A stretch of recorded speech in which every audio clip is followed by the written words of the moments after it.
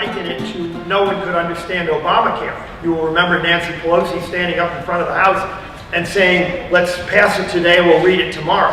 Well, it's over 2,000 pages long. I don't think they've read it yet. You know, Obamacare now has become a very good thing. Don't you mostly agree? I think most of you agree. Isn't it fun to watch him sweat every day on television? But unfortunately, I've heard somebody call the Common Core Obama Core, and I think it's equally as bad. Well, really, it's worse. Somehow, we'll figure out healthcare some decade down the road,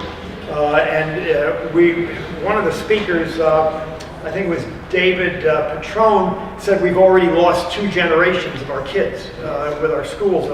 I'm afraid that's true. And I was particularly enjoyed Mike Euchre's talk. He showed the history book as Common Core calls for, and they don't teach real history. They teach women's rights and diversity and world affairs. They're not teaching history.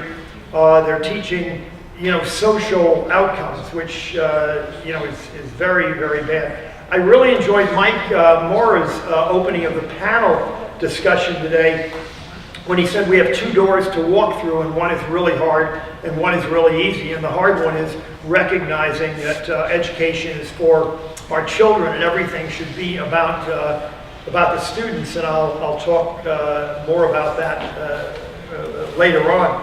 Also, Dr. Moore talked about his experience with Fort Collins Charter School and open enrollment. We just opened one 2 months ago here in Columbus called the Franklinton Academy. Have any of you heard of it? It's a new high school in the bottoms of Columbus, the absolute poorest area of Columbus. Opened with a high school 9 through 12, but they opened with only 2 classes, 9th and 10th. They have 92 students as of now. They're having their first prom. What's today? Saturday? Oh, they had it yesterday. They had their first prom yesterday. They're playing basketball in a charter school league. They haven't won a game yet, but hope springs eternal. And they open enrollment. They will take anybody. Their key is their school day is a 12-hour day, from 7 in the morning to 7 at night. But aside from all the government interference, as you can imagine with any charter school, it's going very, very well. I heard, I don't know how many of you heard Chris Birch, the last speaker today. His was the best lawyer speech I've ever heard.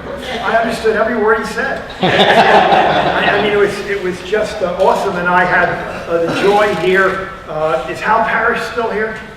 Hal and I played football together 40 years ago in the heart of Ohio, attacked the amateur football league. So this has just been a fabulous, fun day for me. Let me give you some statistics about education in America. Since 1950, our student body has increased by 96%.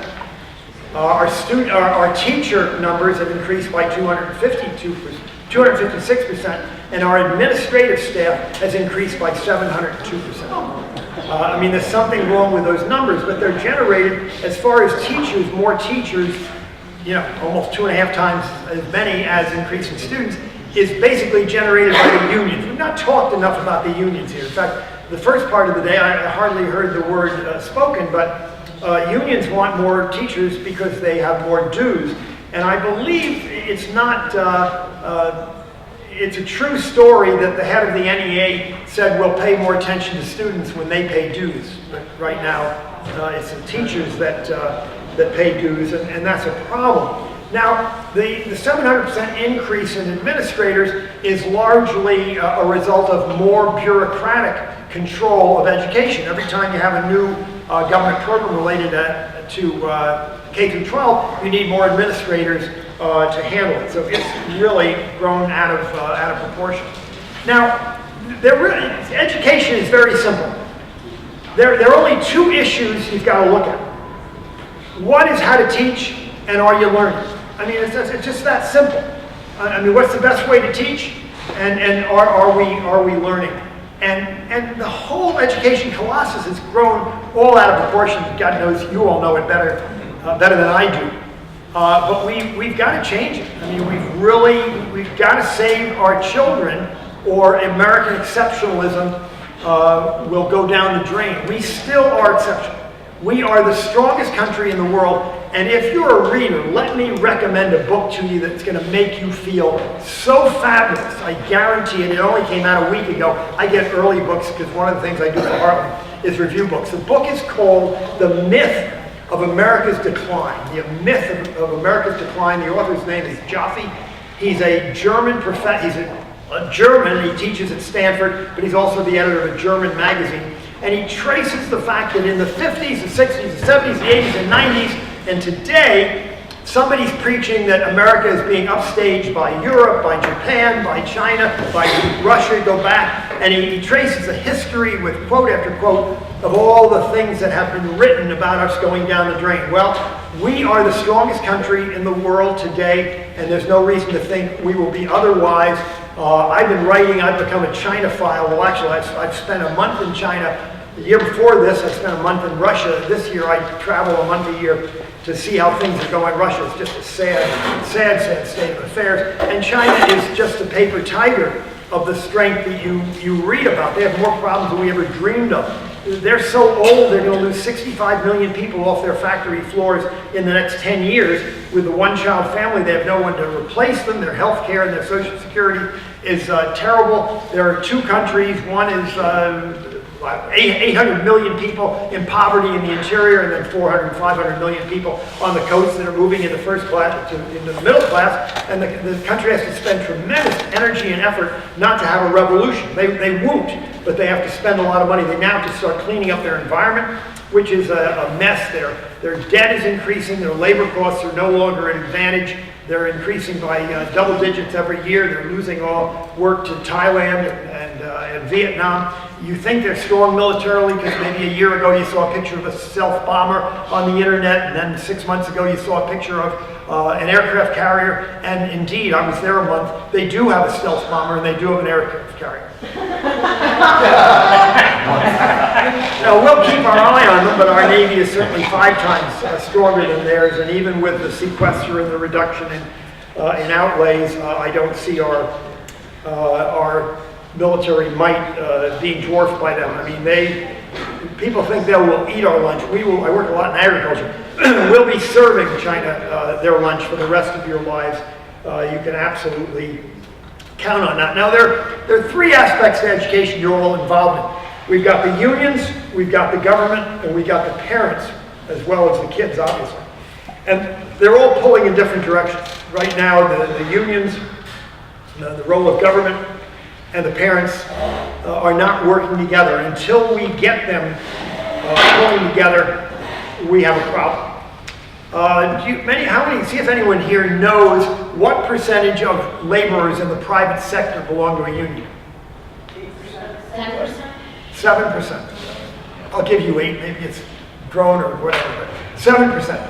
And you probably know that in the government sector, 38% belong to unions. I mean, there was a place for unions 60, 70 years ago. There isn't anymore. I mean, there just is not anymore. And I just noticed all morning, nobody talked about the union. It was kind of like the elephant in the room. Finally, later in the day, I heard people talking about unions, but they do not have the best interest of students. Their interest is, well, the unions are for teachers, and they support the teachers. You just heard the talk about what the salaries are with the teacher salaries. I don't begrudge them the salaries, but their salaries are taking away really from improving the education of our kids, because it eats up 80% of what your school districts have to spend on education. And as you heard, the levies just keep coming cyclically, one after another. Common Cause is a social movement. You heard Dr. Moore at lunch. My God. It's just terrible. It's absolutely terrible. We must fight it. Now, you also heard that 46 of our states went along with it. They were bribed to do so. They were bribed to do so. If they didn't go along with Common Cause, they wouldn't get the money for the race to the top. But we can stop it. Now, you heard the representative saying at the panel discussion that it's written into the Ohio Constitution that the school boards do not have to be forced to use any program, but you also heard all the murmurings in the crowd saying, yeah, but the kids got to be tested along with Common Core, so how do we get around that? I don't have the answer, but we absolutely have to do it. And I'm going to charge you, it was interesting, Hugh Miller was giving a lecture. Is Hugh here? Hugh is here. He gave a lecture on dinosaur age bones. Hugh has all kinds of data to show the dinosaurs may not be 65 to 200 million years old, but they might be 40,000 years old, or even a little less. But he did something interesting. He gave his conclusions at the very beginning of his talk, because he said he's inclined to go overtime and people leave and he hasn't gotten the conclusions out. So he showed his conclusions first. Well, I'm not showing my conclusions first. I'm kind of in the middle, but and I won't go overtime. But I'm going to talk more about Common Core, but I'm going to charge you, everybody in this room, and I wish so many people hadn't left, but I'm going to give you homework. Very serious about this. I want you to do two things, one for the rest of your life and one in the next 6 weeks. For the rest of your lives, I want you to spend 2 hours a month talking to people who have nothing to do with education about our education system. You know it matters a lot to you. I don't care whether it's a cocktail party, an athletic event, wherever you're with people. They really don't care about your golf game or your kid's soccer game or any of your hobbies.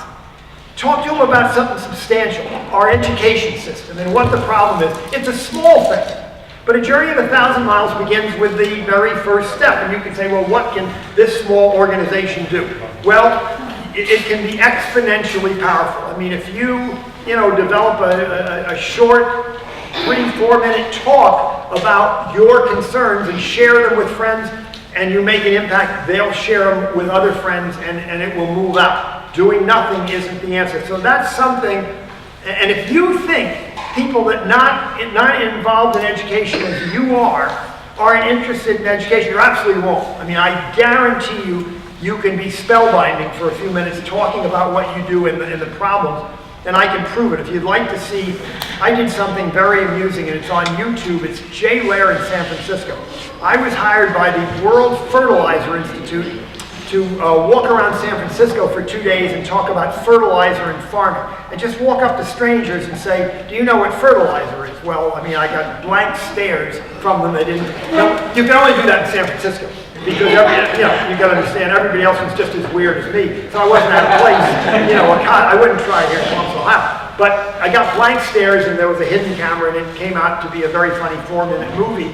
But what the movie didn't show is that when the blank stares ended, people were really interested, and they asked me a lot of questions about fertilizer and agriculture, and I ended up having 5 to 8 minute conversations with strangers on the street. Eventually, wherever the camera was, they'd catch my eye and give me a signal that go on and accost somebody else. And it's a funny 4 minutes. But the point is, people really were interested in agriculture and where their food came from. Well, God knows people are interested in education and how their kids are being trained. So that's what you want to think about. You owe it, I mean, let's call it in one way or another your profession, whether you're school board members or just interested in the school board, it's part of your life, and it's something that you need to be doing. The other thing which I'd like you to do within the next 6 weeks, you read your local newspaper, you read magazines, find an article in a newspaper on education. That won't be hard, given 6 weeks to do it. And write a letter to the newspaper under the pretext of commenting on the education article that was in the newspaper, and then talk about Common Core and the threat to society as a result of it. And you've learned enough here today. If it's really in your packet is a marvelous 1.5 pages on Common Core that gives you enough to talk about. But we've got to get more people involved thinking about it. It's just too easy to ignore it. In the area of charter schools, we've got a problem, and I've mentioned it to a couple of the speakers. We got a very unlevel playing field. Most of the schools around Ohio get around $9,000 a student. The charter schools, for reasons I don't understand, only get $500 to $700 per student. I mean, where does that come from? It shouldn't be there. It also, if a charter school gets an F 2 years in a row, they're out of business. If a public school gets an F 5 years in a row, they're still there. And we have plenty of them around Columbus. Something else I want to recommend, and I got a feeling today that there are people for and against it. You've heard about a number of charter schools that were essentially online schools. One of the speakers, oh, I thought that was cool. Was it Dr. Moore? Somebody went to kindergarten online. Went to an online, was it Dr. Moore? I think it was. His wife is homeschooling his kids, but no, maybe it was. Well, anyway, who was it? It was? Okay.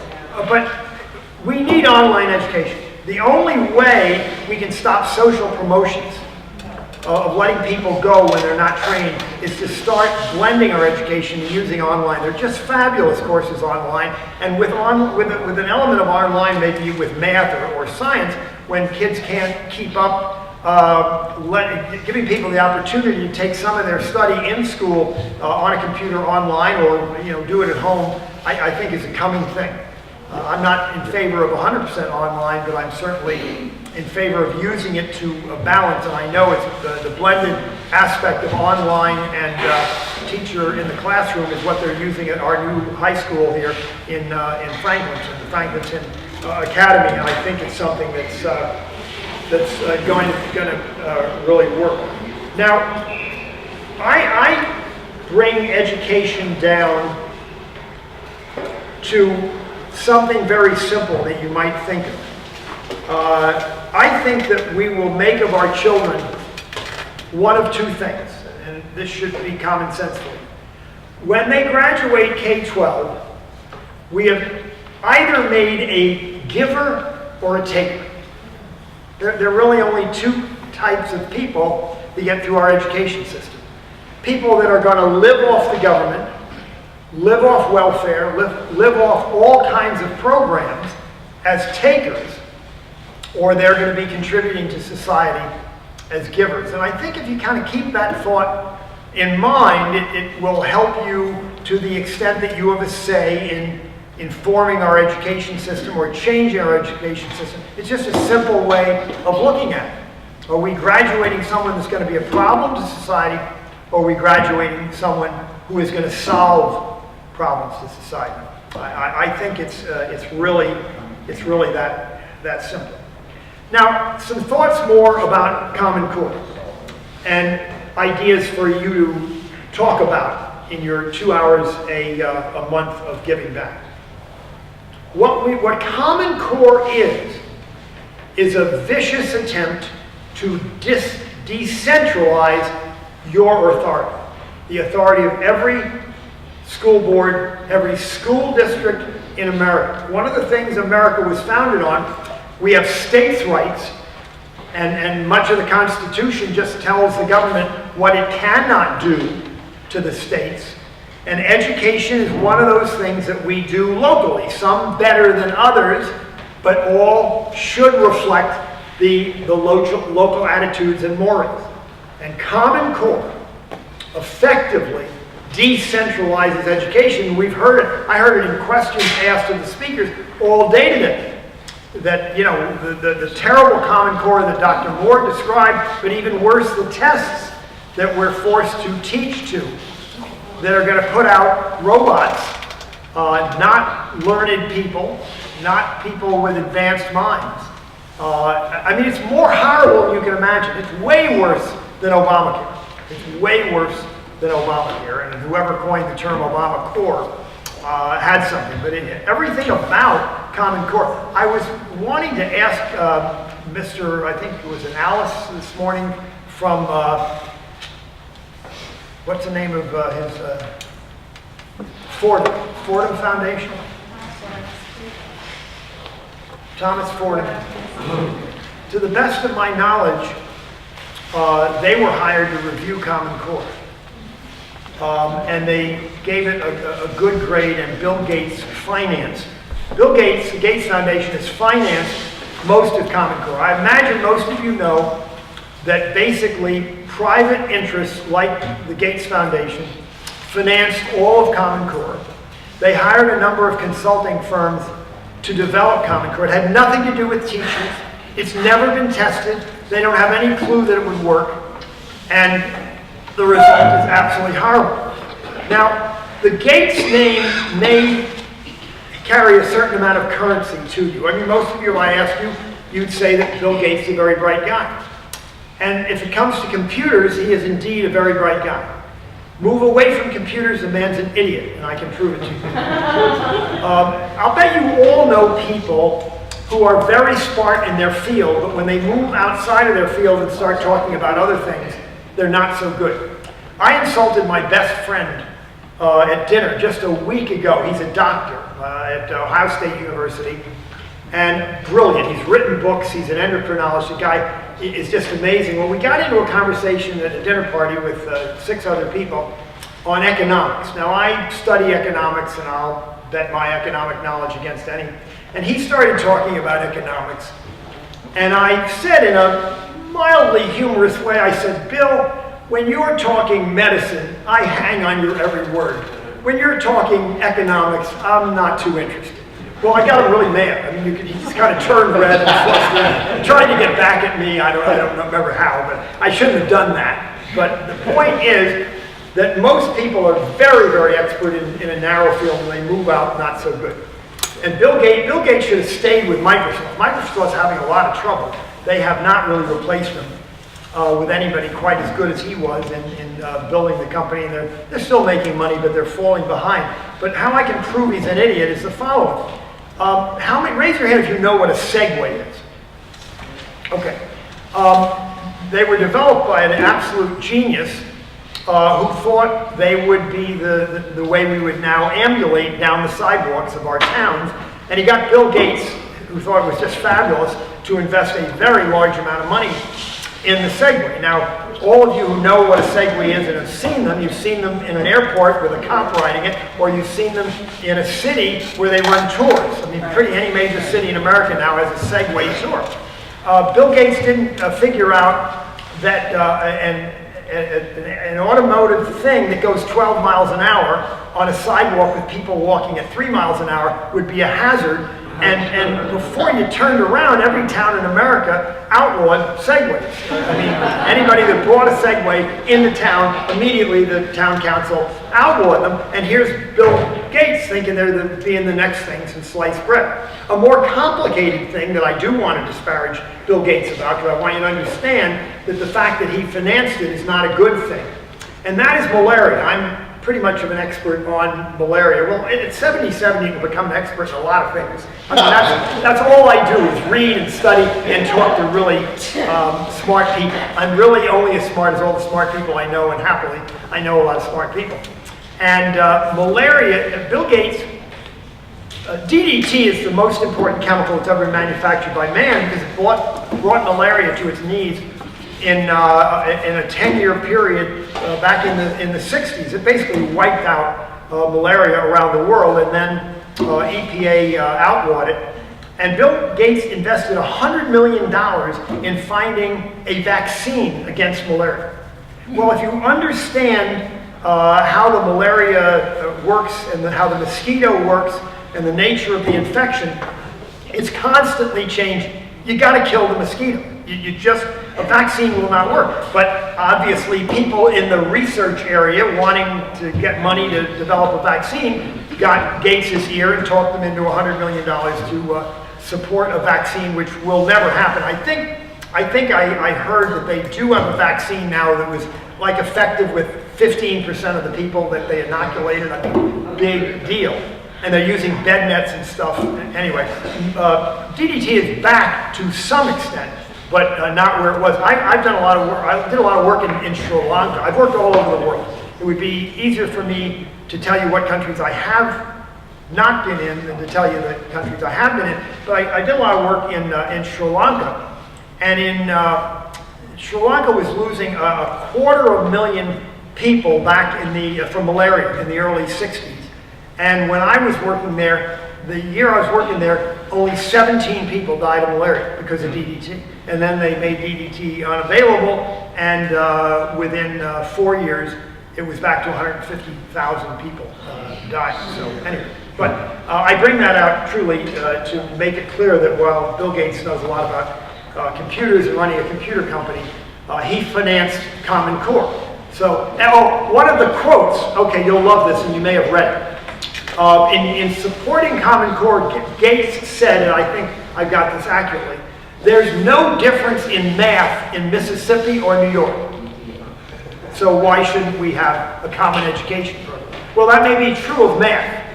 And then again, it might not be. But it certainly, as you heard Dr. Moore say, the varieties in books of learning, again, it's a sinister way of decentralizing the authority that every school district should have. It is a national takeover. It's evil. I like to use that word. Cut to the chase. Common Core is evil for this country, and you shouldn't. The young lady who spoke, she's still here. She mentioned her boss was agnostic on Common Core. Boy, somebody needs to get to him. I mean, if he spent an hour studying Common Core, you can't be agnostic. You cannot be agnostic. So that was somewhat disappointing for her whole organization, I guess, that is there. One of the things that Common Core does, I read 3 of the books they recommended. One was, what's that famous book in Louisiana, the Gregory Peck movie? To Kill a Mockingbird. I don't know, they mentioned 3 terrific books that are on the Common Core list, and then there are 100 trashy books, and you heard quotes from them. Absolutely just horrible. It's social engineering. It's absolutely social engineering. And I guess there's no way you can spend your 2 hours, and again, I'm not particularly political. I don't understand all of the workings and how we're going to beat it, but we've just got to try. I mean, don't get discouraged and say, oh, 46 states have already adopted it and so on and so forth. It will fail. I mean, as the years go by, where it's implemented, I mean, parents are going to notice that their children are growing up idiots. They don't know it. There'll be something like what's happening in Obamacare. I mean, the beauty of Obamacare is that a year from now, his approval ratings will be single digits. There will be nobody happy except for the people who are having all of their health care paid for, a total subsidy. But no normal, everyday middle-class people are going to be happy with Obamacare at any level, either the quality of the care they get or the cost of what they're getting. And of course, we all know what's happening now, and I don't expect it to be healed anytime soon. Well, that will happen with Common Core as well, but it'll take longer for people to realize how their kids are getting cheated and how bad the system is. Everybody will wake up. I mean, it can't, even if it goes through everywhere, it can't last. I mean, optimistically, it will die of its own terribleness over the years, but we need to short circuit. And that's where you come in, talking about it, writing that letter to the newspaper, talking to your friends about it. We've got to do education is the biggest problem in America. It dwarfs everything else, and it's been going on for a long time, and you know it far better than I do. But we've got to start now and redouble our efforts in fighting it. Well, I am going to end there. There we go. But I will entertain a few questions. But I do want to tell you one story that I told the global warming people to buy credibility in everything I say. In global warming, you have my card, but global warming is the biggest scam ever perpetrated on society. Make government bigger, control people by fear. We're now winning. More people on the street really are not perturbed by man's impact on the climate. They know it hasn't, the temperature hasn't changed in 17 years. But I've written 30 books. They're all on Amazon. I don't recommend you buy any of them. They're boring scientific reference books. But my last book that was published was in the spring of 2011. I've got another one coming out in about 3 months, even on acid mine drainage. There's a book turner for page turner for you. But in the spring of 2011, I wrote, at the request of John Wiley and Sons, an encyclopedia of nuclear power. And the book was on Amazon, but it wasn't quite out yet. But when the earthquake hit on March 11th, I think, 2011, give or take a day, CNN looked for an expert. They found my brand new book. Now, when I say my book, I compile stuff. I mean, the book has 48 contributors to it. I'm just the editor. And they found me within an hour of the earthquake. They found me and asked me if I would come to a studio and be on TV and explain what was going to happen, what was the worst case scenario, the radiation coming out of Fukushima if the plants melted down and so on. So I said I would be delighted to do that. And went down to the studio, stood in front of the camera, and I don't remember who the journalist was. He said, well, you know, what's going to happen with the radiation from those plants? And I said, well, based on the amount of radiation that could possibly escape from this plant that I knew well, and the length of time it could expose anybody in Japan to the level of radiation, it was physically impossible that anybody in Japan could ever get radiation illness or that anyone could die. Long silence. Yeah. Followed by, are you crazy? Within the next 3 weeks, I did 22 network television shows. And now they got an anti-nuke person to sit next to me or be on camera with me. Ask me the same question, I would explain it was physically impossible by the laws of nuclear radiation for anybody to get radiation illness or die. And again, now the opposition would tell me I was crazy, and I said, you know, my favorite line, which I'd love to use, is, you've heard it many times, but I say that nuclear physics is not rocket science. And it's really true. I mean, it's by and large simple arithmetic. And of course, 2.5 years later, by now, most of you know, if you read page 19 of your newspaper, that there was not a single case of illness or a single death. And that the stupid people in Japan still shut down 54 nuclear reactors. In Germany, well, I'm happy that Germany shut theirs down because they've shot themselves in the foot, and we're gonna kill them manufacturing everything there is at a lower cost. I say that to point out, or just to buy credibility. When I tell you education is the biggest problem in America, trust me. And why it's so important for you to fight the battle, as little as you can do as individuals to keep at it. And the final point is, you can take to the bank that our economy is on the upswing, and nothing the president or this terrible administration can do can move us backwards. So I will end there and take on questions. Thank you. Questions? You talked about the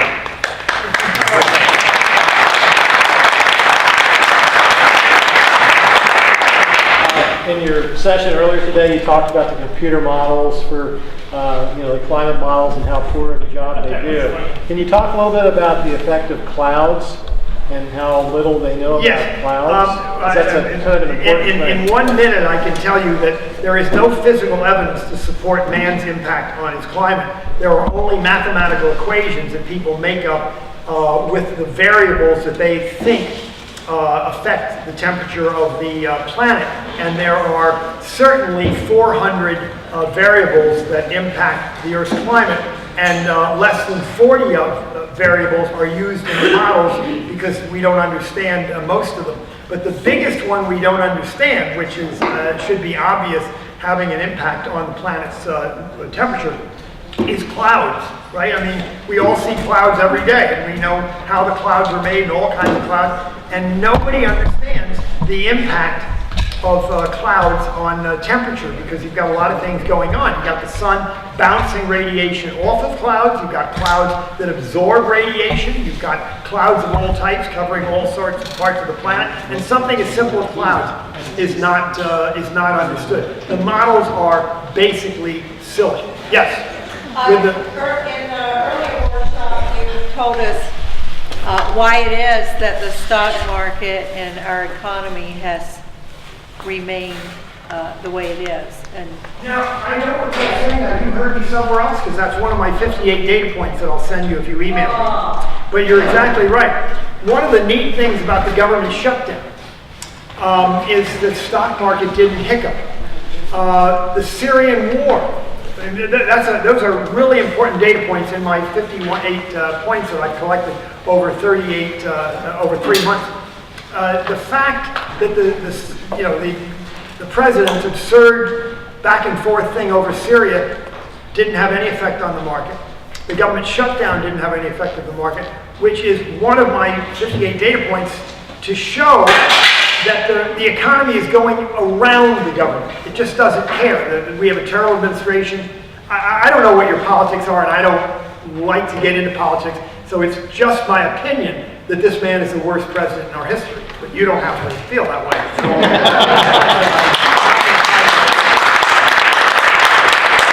I think history will prove me out. But all of the data, if you're really interested in the economy, now I told you one, if you want a real uplift read, you want to buy The Myth of America's Decline by Joplin. It's absolutely spectacular, but you might just email me for my 58 economic data points that show beyond a shadow of a doubt we can't go backwards economically. Another hand, and the hockey stick in that horrible movie Gore made called The Inconvenient Truth, an equal horrible book he wrote, or I don't think he's smart enough to write the book, somebody else wrote it for him, but anyway, this hockey stick, I don't know, he stood on a stepladder to show how the temperature had skyrocketed, and I'm not sure I even understood it, but in any case, we are not responsible for the, well, I tell most of my audiences, if you haven't figured it out, it's the sun that controls it. Yeah. Yeah, in that, if you took that hockey stick, you got the blade of the hockey stick, and the long term, according to Gore, the long term handle, it was a pretty straight, climb. In the middle of that handle would be a higher peak than the blade of the hockey stick. That's correct. And the warming period, but you got to leave that out because there were no SUVs at that time. Right, well, one of the fun things is that while we were warming, and we were warming moderately from 1978 1998, the Hubble telescope, we found that Pluto, Mars, Jupiter, and the largest moon of Neptune were warming at about the same rate that we were warming during that 20-year period. So they set the Hubble telescope on those 4 planetary bodies and did not find a single SUV. Well, Kelly, there you are. Kelly wants to get out of here. We're 11 minutes ahead of time. I'll hang around to answer questions for anybody that wants as long as you'd like. And Kelly, your ears might have been burning in the hall because I don't think you heard me say this is one of the best meetings I've ever attended. Just absolutely.